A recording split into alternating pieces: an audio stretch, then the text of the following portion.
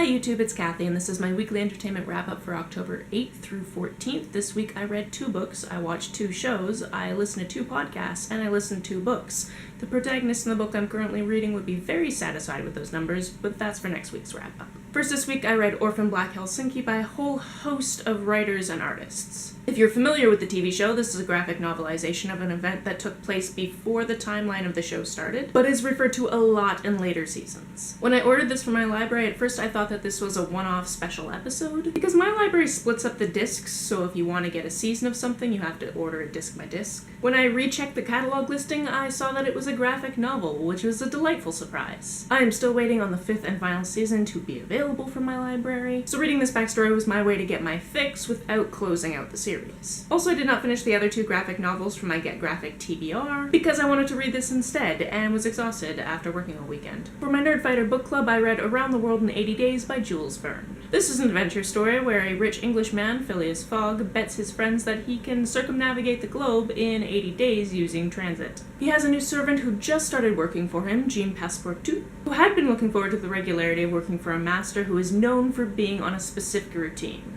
Traveling around the world in 80 days is not part of that routine. Let's start with what I liked. I liked the idea of a rich person taking me on a trip around the world. On to what I didn't like. Since this was written in the 1800s, it's full of racism, and there's only one female character, and she doesn't get any dialogue until halfway through the book. And even then, she's not given much agency. Her whole arc is weird. So it's a classic adventure story if you're into that, and it filled a little bit of my wanderlust, but there's a reason I don't read books from this time period. This week, I finished the 5th season of Orange is the New Black.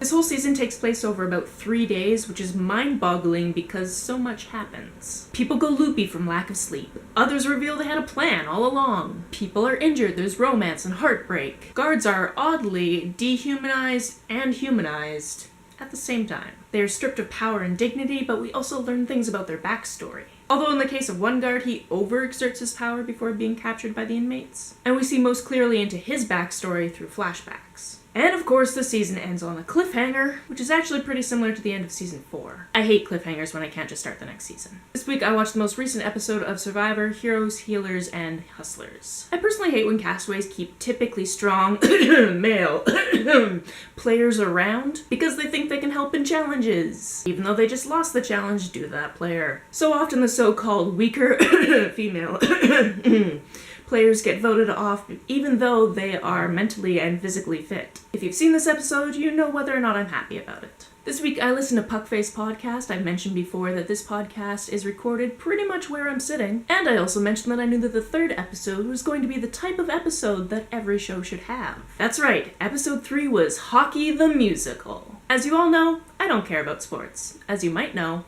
I like musicals. As I hope you will come to know, I live with a genius who writes amazing social commentary through the lens of disability about a sport that is Dude Bro Central. You should listen to this thing if you like sports, or disability activism, or clever jokes. This week I also listened to Welcome to Night Vale. If you've been following me for a while, you know that I like to save up the episodes so I can listen to a bunch of them in a row, and I wanted to get caught up in anticipation of It Devours, the 2nd Night Vale novel, which is coming out on Tuesday. If you saw my last video, you know I'm excited to read an ebook copy from my library on release day, while I wait for at least a week for my physical copy that I pre-ordered months ago to arrive. The novels are standalone, so I don't technically have to be caught up, but I'm also getting excited for PodCon, which is coming up in December. I recently got some pretty exciting news about PodCon, but I think I'll share it closer to the con. Sometimes I get paranoid that I didn't press the record button and I have to check, and then I kick the tripod and the tripod moves a little bit. Sorry about that. This week I listened to Panic by Lauren Oliver. This takes place in a small town called Carp, New York, following teenagers who just graduated from high school and are playing an illegal game called Panic. Essentially, teenagers are bullied into paying $1 per day of school into a large pot, and then everyone is eligible to win, although few decide to compete. Panic is a series of scary and/or dangerous challenges, and our narration is split between Heather, a girl with a really bad home life who just got dumped, and Dodge, a guy whose sister almost won Panic a couple of years ago, but the defeat came at a great personal cost. This book had some twists and turns and was a generally entertaining thriller. There were a couple of things I didn't see coming, which is a good sign that you are sucked into the narrative of a book instead of popping to the surface to kind of